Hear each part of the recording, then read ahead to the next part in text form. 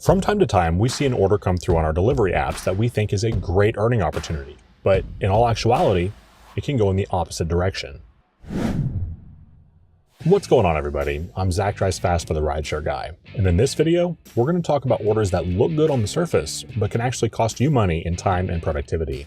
Let's get into it. Sometimes we don't realize that an order sucks until it's too late. In the past, I've been guilty about seeing an offer that pays $3 a mile and just accepting it before considering how it could possibly go sideways. The first type of offer I want to talk about is alcohol orders. These can be some of the highest paying offers on the platform. However, they do come with a lot of risk and they have a lot more problems than your average order type does. Before we go any further, I would like to address the liability factor. When you accept alcohol orders, you're not just agreeing to play by DoorDash's rules. You're agreeing to follow the law to the T. In most states, it's illegal to serve somebody who is already intoxicated. But, depending on that person, it may be nearly impossible to tell that they're already hammered. Some areas will do compliance checks, and if you accidentally serve a minor or somebody who's already under the influence, that's going to fall on you, not the apps. Let's be real.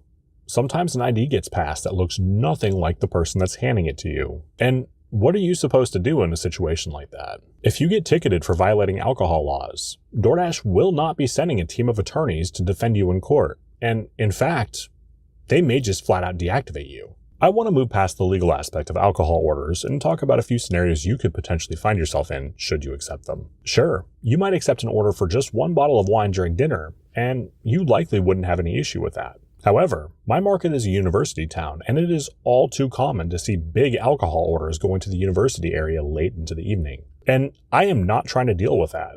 Depending on your area, if you're delivering to a party, even if the person you're delivering to is of age, but they have minors there, you could be held criminally liable. As a content creator, I have heard countless stories of people accepting alcohol orders, getting to the drop-off, only to then get a text saying to leave it at the door. And obviously, we can't do that. Now, you're in a position where you have a customer that isn't providing you something that you need to mark the order complete. In some cases, you may have a customer that's completely unresponsive to calls or texts, and you do need their ID to complete that transaction, so you need that face-to-face interaction. If you can't get a hold of their ID and the timer runs out, you're probably going to be told to take that order back to the store. That will eat into your time and profitability. If you get lucky and get a really awesome support agent, you might be told you can keep it. But then you have to hope that your customer has good taste. I mean, personally, I don't want to end up with like White Claw or something. I mean, like I'd drink it because it's free, but you get the point. But usually you will be told to bring it back to the store. If you do accept alcohol orders, you may be wise to immediately text your customer after accepting the order and telling them that their participation is about as optional as death and taxes. Tell them that you'll text them when you're on your way and to please have their ID ready to go. This sets the precedent that you mean business and there will be no shenanigans. In the event that they do try something janky when you get there, don't be afraid to say no, turn around, walk back to your car, and drive away. The next order type we're going to talk about can be really good or really bad, depending on several factors. Doubles. The time of day and day of the week can be a great indication on if the double you just received is actually a really good order, or if you're about to get shafted.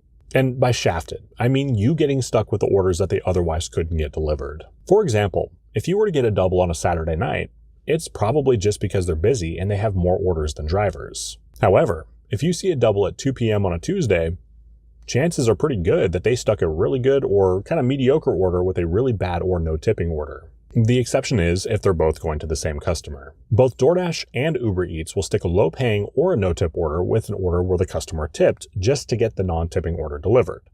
And Grubhub would do that too, assuming they still got orders. On DoorDash doubles, there is a way to check and make sure both customers tipped, but unfortunately, there isn't a way to check on Uber Eats. So you have to make an educated guess. I want to share a quick experience that I had right after I learned how to check both orders on DoorDash. If memory serves me correctly, this happened on a weekend when it was busy during lunch. I accepted a DoorDash double picking up at 2 different restaurants, but they were right next to each other.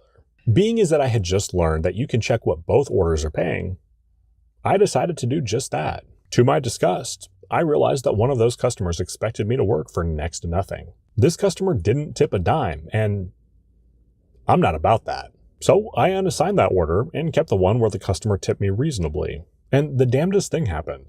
Because they were busy, less than a minute later, I got another order that was paying very well to begin with, picking up at the same restaurant. This order is a prime example of both a bad double and a good double. I made a non-tipping customer wait even longer, and I got paid more to do it. If that isn't karma, then I don't know what is. Keep in mind, you will be paid less for the privilege of delivering 2 orders at the same time, so you need to make sure that they're both worth it. Doubles picking up at the same restaurant are generally pretty good, assuming both customers tipped reasonably. However, doubles picking up at 2 different places generally cost you more time and miles, and you earn less in base pay, and that sucks. So make sure to check your doubles to be sure that both customers tipped reasonably and increase your dollar per mile ratio that you're looking for when you do accept doubles. Doubles can be a strategy that all apps use to get non-tipped orders delivered. Don't be the driver that falls for it. Your market's base pay will dictate what you need to look for, but in my market, if I see a DoorDash double paying $7 or less, I get really suspicious.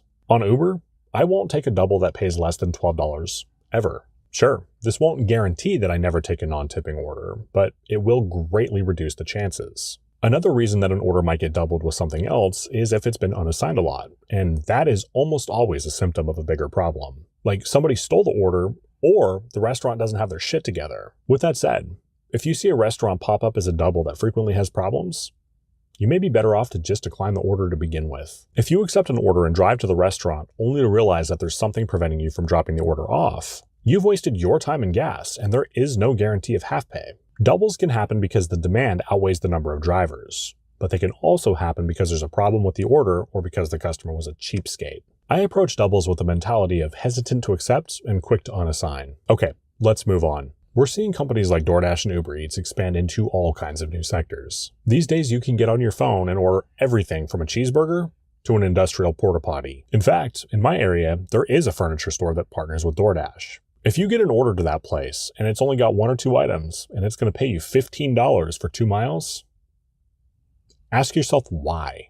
Are you about to walk into that store only to be told that they expect you to deliver a couch? Unless you're dashing in a U-Haul, do yourself a favor and check what they ordered after you accept the order, but before you drive to the store. Did you know that customers can order live animals through DoorDash? Okay, maybe I made that sound a lot worse than it really is, but technically, it is true.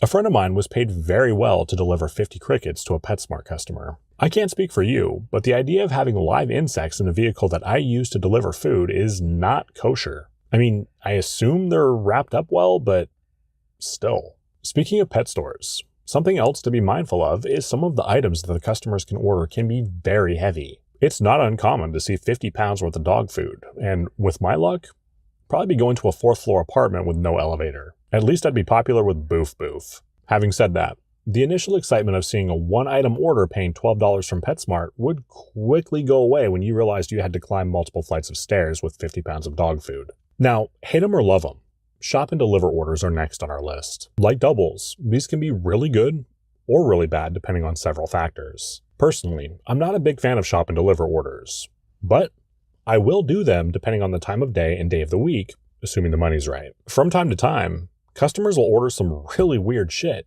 and there isn't a logical aisle for said weird shit. Have you ever been unable to find something weird and had to ask an employee for help and have them go from helpful to looking dumbfounded, speechless, and offended all at the same time? You try walking up to a store employee and saying, "Excuse me, you look like you know where the constipation medicine is," and seeing what kind of a reaction you get.